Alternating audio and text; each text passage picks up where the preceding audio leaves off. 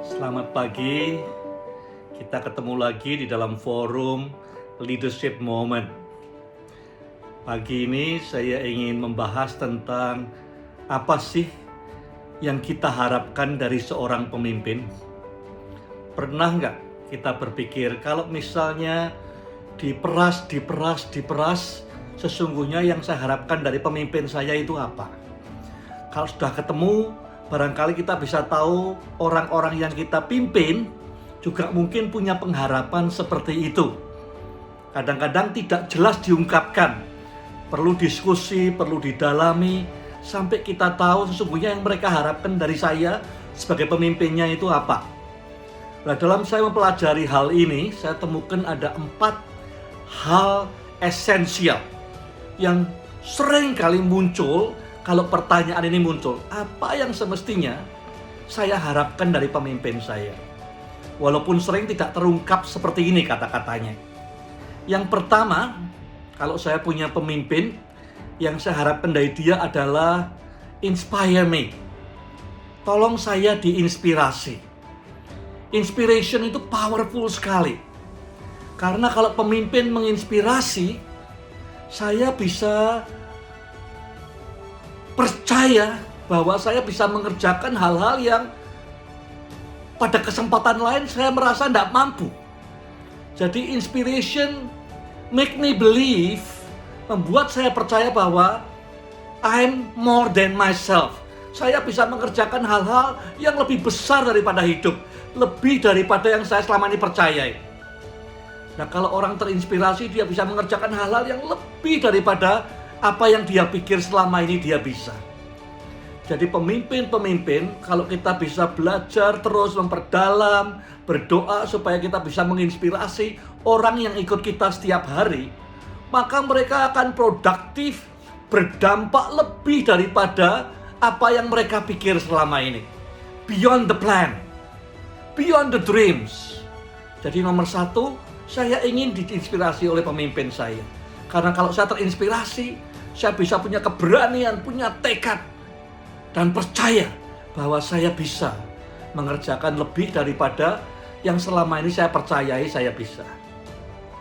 Yang kedua, yang diharapkan dari para pemimpin oleh anak buahnya adalah supaya kita ini bertumbuh.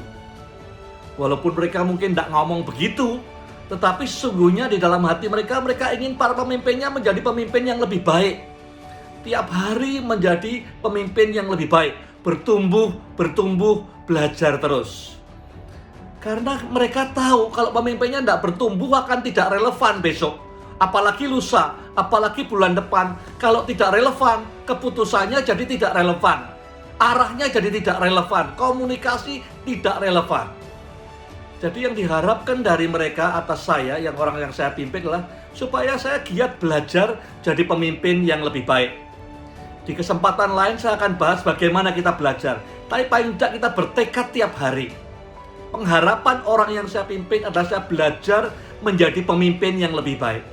Tiap pagi, tiap malam saya harus bertanya apakah saya menjadi pemimpin yang lebih baik hari ini buat orang yang saya pimpin. Dibanding bulan lalu, dibanding minggu lalu, dibanding tahun lalu. Para dokter saja yang teman-teman saya, mungkin sebulan sekali, 2 minggu sekali ikut seminar, ikut webinar, baca artikel-artikel akademis supaya tetap relevan, belajar pengetahuan yang baru terus.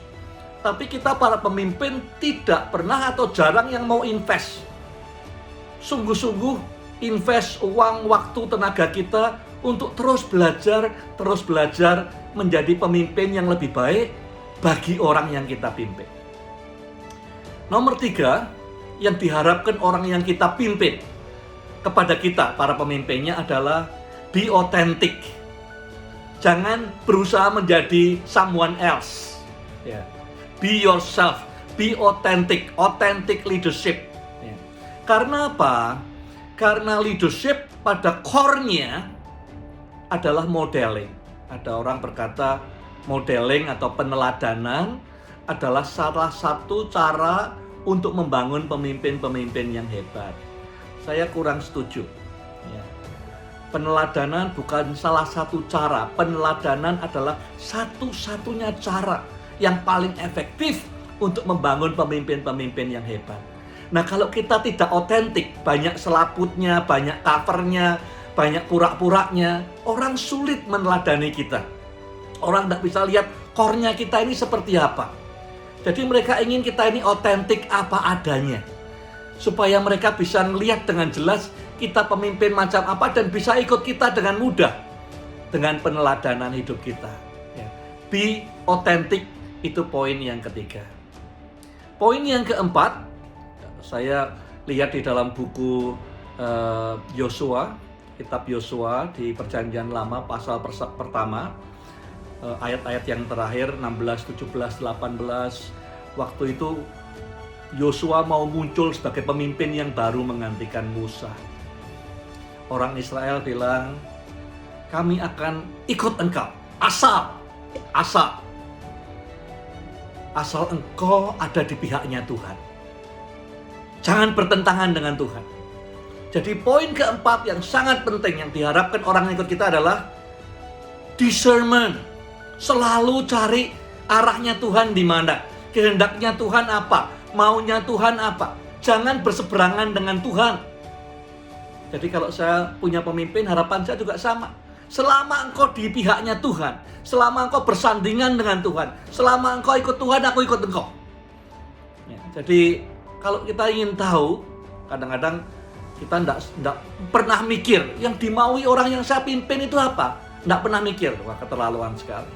Atau kita mikir hanya dengar omongannya dia. Oh pengen ini, pengen tambah libur, tambah cuti, tambah gaji.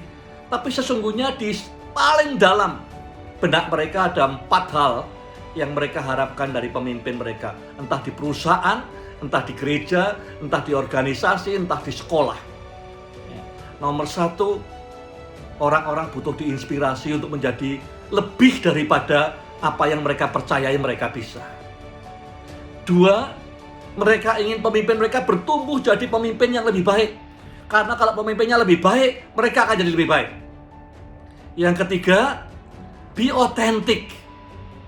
Kalau kita berpura-pura, kita nutup-nutupi, ya, kita menjadi orang lain. Steve Jobs beberapa tahun sebelum dia meninggal, dia tiap pagi dia lihat cermin, dia berkata pada dirinya sendiri, life is too short, don't live other people's life. Hidup ini terlalu singkat, jangan berusaha menghidupi hidupnya orang lain.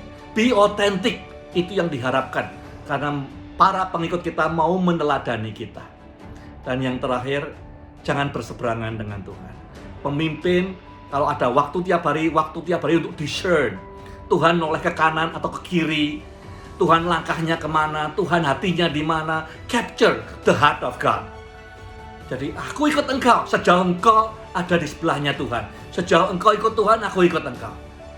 Orang Israel bilang pada Yosua, ya sejauh engkau bersama dengan Tuhan, ada dalam hadirat Tuhan, discerning God and capturing His heart, aku ikut engkau.